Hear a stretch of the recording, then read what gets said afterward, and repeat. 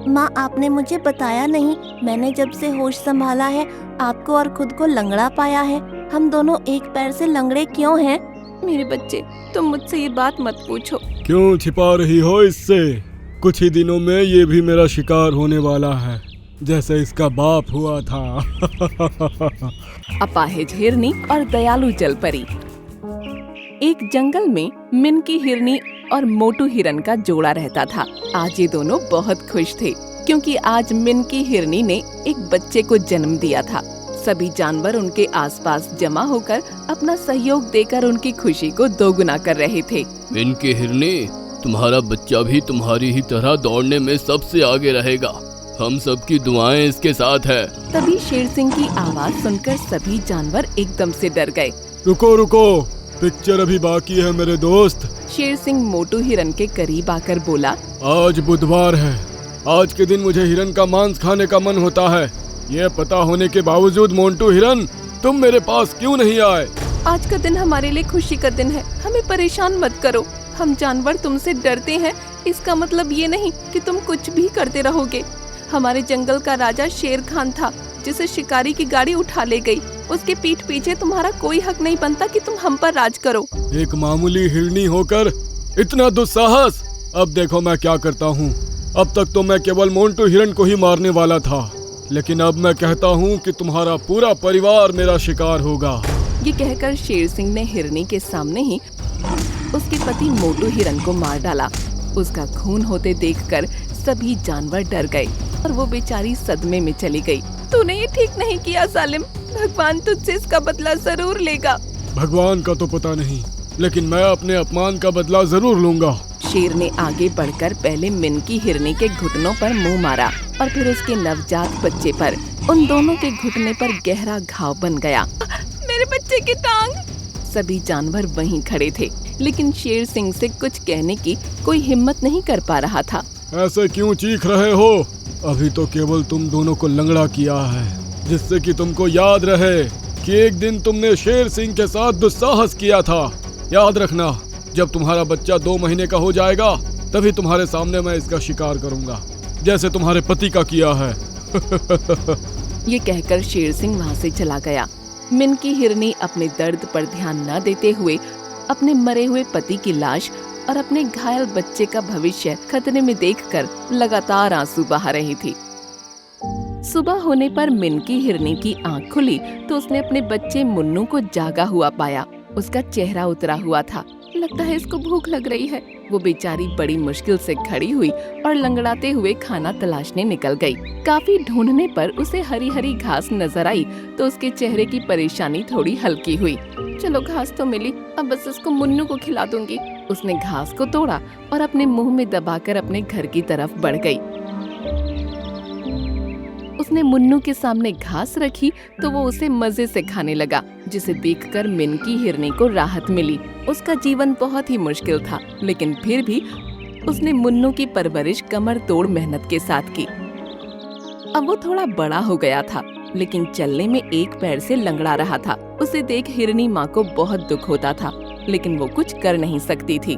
माँ, आपने मुझे बताया नहीं। मैंने जब से होश संभाला है आपको और खुद को लंगड़ा पाया है।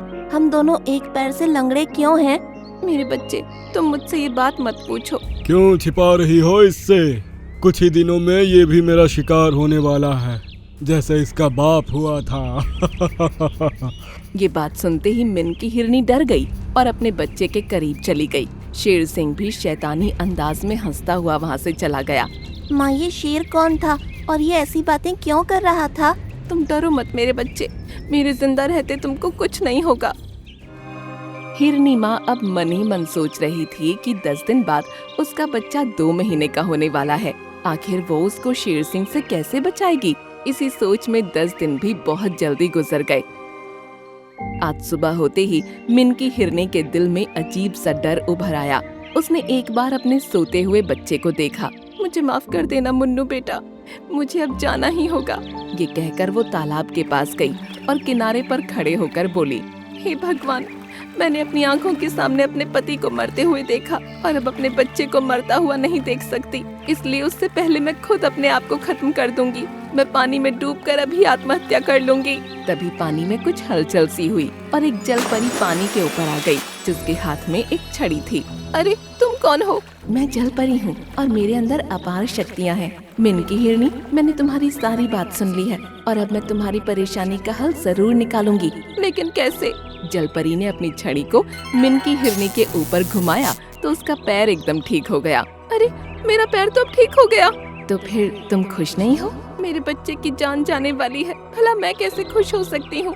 तुम समझी नहीं, मैंने तुम्हारी टांग ठीक की है और तुमको शक्ति भी दी है। तुम अपने बच्चे के पास जाकर उसके चोट वाले पैर को चूम लेना, वो भी ठीक हो जाएगा। ये कहकर जलपरी वापस पानी के अंदर चली गई। मिनकी हिरनी अपने घर पहुंची तो मुन्नू के पास सैकड़ों जानवर जमा थे और वो रो रहा था। माँ आप कहाँ चली गई थी? मैं आपके इंतजार में कितना रो रहा था, आपको पता है? मेरे बच्चे, मुझे माफ कर दो, मुझसे गलती हो गई। ये कहकर मिनकी हिरनी अपने बच्चे के करीब गई। अरे मिनकी हिरनी, तुम्हारी टांग कैसे ठीक हो गई? मिनकी हिरनी ने आगे बढ़कर मुन्नू की टांग को चूमा, तभी उसकी टांग भी ठीक हो गई। अरे वाह मम्मी, मैं ठीक हो गया। वो उछलने कूदने लगा और सभी जानवर ये चमत्कार देखकर खुश हो गए। अरे वाह, ये तो बहुत अच्छा हुआ। अब तुम दोनों यहाँ से भाग जाओ, वरना शेर सिंह आने ही वाला होगा। अरे अरे रुको तो सही, पिक्चर अभी बाकी है मेरे दोस्त। सभी जानवरों ने शेर सिंह की तरफ देखा और मिनकी हिरनी चिल्लाई, भागो बेटा भागो। ये सुनकर मुन्नू बहुत तेज भागा, उसके पीछे शेर सिंह हो लिया और बाकी सारे जानवर शेर के पीछे भागने लगे। कुछ देर भागने के बाद मुन्नू तालाब के किनारे जाकर रुक गया। अब शेर सिंह भी वहाँ जाकर रुक गया। बाकी सभी जानवर इस डरावने दृश्य को देखने लगे। हो गई तेरी पकड़ा पकड़ी खत्म, अब मैं तुझे तेरी माँ के सामने खाऊंगा। तभी तालाब के अंदर से जलपरी निकलकर ऊपर आ गई, जिसको देखकर सभी जानवर हैरान रह गए। शेर सिंह, तुमने अपनी ताकत का गलत फायदा उठाया, छोटे जानवरों को डरा डरा कर उनका जीना मुश्किल किया है और उनकी जानें ली हैं। मैं तो तुम्हें भी खा सकता हूँ, समझी? मुझे ज्ञान मत पेलो। अब तुमको पता चलेगा कि डर क्या होता है। ये कहकर जलपरी ने छड़ी शेर सिंह की तरफ घुमाई और शेर सिंह एक चूहा बन गया। अरे ये क्या हुआ? मैं एक चूहा कैसे बन गया? तभी बिल्ली की नजर उस पर पड़ी। अरे बाप रे! चूहा भागा और बिल्ली भी उसके पीछे हो ली। मुन्नू मिनकी हिरनी के पास गया और उसने मुन्नू को प्यार किया। सभी जानवर ये देखकर जोर जोर से हंसने लगे कि उनको डरा कर रखने वाला शेर सिंह अब एक चूहा बन चुका है। जंगल के सभी जानवर मूर्ख हो गए हैं। मेरा तो प्यास के मारे बुरा हाल है। अगर मैंने पानी नहीं पिया तो वैसे ही मर जाऊंगा। इससे बेहतर यही है कि पानी पीकर ही मरूं। एक जंगल में शेर खान नाम का एक बहुत ही क्रूर शेर रहा करता था। जंगल के सभी जानवर शेर खान के नाम से बहुत खौफ खाते थे। शेर खान जब भी जंगल में निकलता तो सभी जानवर डर के मारे अपने अपने घरों में दुबक जाते। शेर खान की जिस किसी भी जानवर को खाने की मर्जी होती, शेर खान उसे खा जाता। शेर खान बच्चों और बूढ़ों तक को नहीं छोड़ता था। सभी जानवर शेर खान के आतंक से पूरी तरह तंग आ चुके थे। तो वहीं दूसरी ओर शेर खान का मंत्री चार्ल्स, जो कि एक चीता था, वो शेर खान से ज्यादा क्रूर था। वो दिन भर शेर खान जंगल के वासियों के खिलाफ शेर खान के कान भरता रहता और शेर खान को बताता रहता कि इस समय जंगल का कौन सा जानवर तगड़ा और स्वादिष्ट है। शेर खान अपने मंत्री चार्ल्स पर आंख बंद करके भरोसा करता था। एक दिन की बात है, जंगल में भयंकर सूखा पड़ गया। जंगल के सभी तालाब सूख गए सिवाय एक तालाब के। शेर खान और उसका मंत्री चार्ल्स उसी तालाब में से पानी पी रहे थे। तभी शेर खान के मंत्री चार्ल्स के दिमाग में एक खुराफाती योजना आई। उसने शेर खान की ओर देखकर कहा, महाराज, जंगल के सारे तालाब सूख चुके हैं, केवल यही तालाब बचा है अब तक। तुम्हारे कहने का मतलब क्या है मेरे दोस्त? मेरे कहने का मतलब यही है कि अगर जंगल के सारे जानवर इस तालाब का पानी पिएंगे तो इस तालाब से भी पानी खत्म हो जाएगा। तुम मेरे सबसे प्रिय मंत्री और दोस्त हो। तुम मेरा कितना ख्याल रखते हो। इतना कहकर शेर खान अपने मंत्री चार्ल्स के साथ अपनी गुफा पर पहुंच गया।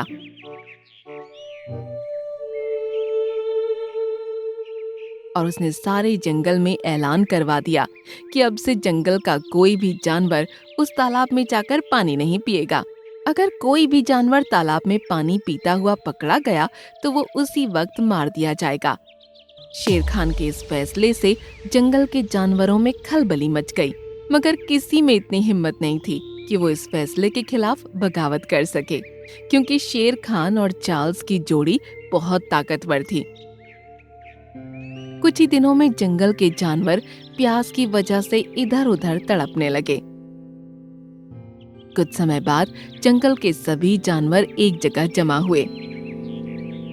हाथी दादा, जो उन सब में सबसे ज्यादा समझदार थे, सभी जानवरों की ओर देखते हुए बोले, हम ऐसे कब तक प्यास से तड़पते रहेंगे? कुछ दिन तक अगर यही हाल रहा तो धीरे धीरे करके जानवर मरने शुरू हो जाएंगे। मिंकू बंदर, जिसका नंबर समझदारी में हाथी दादा के बाद आता था, वो हाथी दादा की ओर देखकर बोला, तो फिर हम कर भी क्या सकते हैं हाथी दादा? हम उन दोनों का मुकाबला नहीं कर सकते।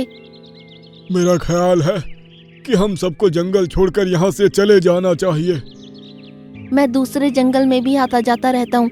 दूसरे जंगल का हाल भी हमारे ही जैसा है। हर जंगल में आपको शेर खान जैसे राजा ही मिलेंगे।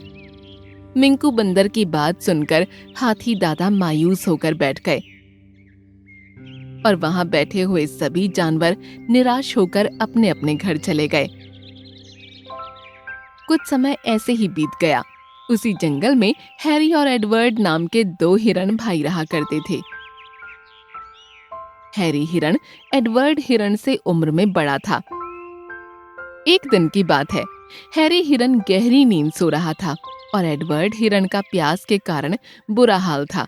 वो बड़बड़ाता हुआ अपने आप से बोला, जंगल के सभी जानवर मूर्ख हो गए हैं। मेरा तो प्यास के मारे बुरा हाल है। अगर मैंने पानी नहीं पिया तो वैसे ही मर जाऊंगा। इससे बेहतर यही है कि पानी पीकर ही मरूं। इतना कहकर वो अपनी जान की परवाह न करता हुआ सीधा उस जंगल के तालाब के पास पहुंच गया और तालाब का पानी पीने लगा। एडवर्ड तालाब का पानी पी रहा था कि तभी एक रंग बिरंगी सुंदर बड़ी सी मछली एडवर्ड से बोली, तुम्हें इस तालाब का पानी नहीं पीना चाहिए। क्या तुमने अपने निर्दयी राजा का आदेश नहीं सुना? हाँ, मैंने सुना, लेकिन अगर मैं पानी नहीं पीता तो प्यास के कारण वैसे ही मर जाता। एडवर्ड हिरण ने इतना कहा ही था कि तभी उसके कानों में किसी की गुर्राहट की आवाज टकराई। उसने जैसे ही पलट कर देखा तो सामने शेर खान का मंत्री चार्ल्स चीता खड़ा हुआ उसे गुस्से से घूर रहा था। एडवर्ड डर से कंपकपाते हुए चार्ल्स चीते की ओर देखकर बोला, मुझे बहुत प्यास लग रही थी, मुझे क्षमा कर दो। तेरी इतनी हिम्मत मामूली हिरन कि तू राजा के आदेश को चुनौती दे। तेरी मौत तो अब निश्चित है। इतना कहकर चार्ल्स चीते ने एडवर्ड हिरण को बड़ी बेदर्दी से मार दिया। इस सारे दृश्य को तालाब की वो बड़ी सी मछली आंखों में आंसू लिए हुए देख रही थी। इत्तेफाक से एक पेड़ के ऊपर इस दृश्य को मिंकू बंदर भी देख रहा था। वो दौड़ता हुआ सीधे हैरी हिरण के पास पहुंचा। उसने सारी घटना हैरी को बता दी। अपने भाई की मौत की खबर सुनकर हैरी दौड़ता हुआ वहां आया। चार्ल्स चीता वहां से जा चुका था। अपने भाई को जमीन पर पड़ा हुआ खून से लथपथ देख वो फूट फूट कर रोने लगा। मैंने तुमसे मना किया था छोटे भाई, लेकिन तुम नहीं माने। काश तुम मेरी बात मान जाते तो आज जीवित होते, लेकिन मैं तुम्हारी मौत का बदला जरूर लूंगा। मैं शेर खान और चार्ल्स चीते को जीवित नहीं छोड़ूंगा। लेकिन तुम ऐसा कैसे कर सकते हो? वो दोनों बहुत ताकतवर हैं। मिंकू ने इतना कहा ही था कि तभी तालाब के ऊपर से रंग बिरंगी किरणें फूटने लगीं। देखते ही देखते उन दोनों की आंखों के सामने उस बड़ी सी मछली ने एक सुंदर परी का रूप धारण कर लिया। कौन हो तुम? मैं एक जादुई परी हूँ जो बरसों से इस तालाब में मछली के रूप में रह रही हूँ। वैसे तो मुझे तुम सबकी दुनिया में दखल देने की इजाजत नहीं है, लेकिन इस हिरण के आंसू मुझसे देखे नहीं गए। परी की बात सुनकर हैरी हिरन रोता हुआ परी से बोला, तुम तो जादुई परी हो, तो मेरे भाई को भी जीवित कर सकती हो। नहीं हैरी, जीवन और मृत्यु सिर्फ ईश्वर के हाथ में है। मैं इसमें कुछ नहीं कर सकती, लेकिन मैं तुम्हारी मदद जरूर कर सकती हूँ। तुम शेर खान और उसके मंत्री को जान से मार दो। हमारे लिए इससे बड़ी मदद क्या होगी? नहीं, वो दोनों स्वयं एक दूसरे को मारेंगे। इतना कहकर उस परी ने अपने हाथ में पकड़ी हुई छड़ी मिंकू बंदर और हैरी हिरन के आगे कर दी। उस छड़ी में से सुंदर रंग बिरंगी किरणें निकलकर उन दोनों के चेहरे पर पड़ने लगीं। कुछ देर बाद वो किरणें निकलनी बंद हो गईं। मिंकू बंदर, तुम शेर खान के पास जाओ और उससे कहो कि चार्ल्स चीता तुम्हें मारकर जंगल का राजा बनना चाहता है। और हैरी हिरन, तुम उस चार्ल्स चीते के पास जाओ और उससे कहो कि वही जंगल का असली राजा है। लेकिन वो हम दोनों की बात मानेंगे?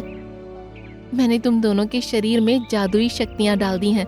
तुम्हारे मुंह से निकले हुए एक एक शब्द उन दोनों को सत्य लगेंगे।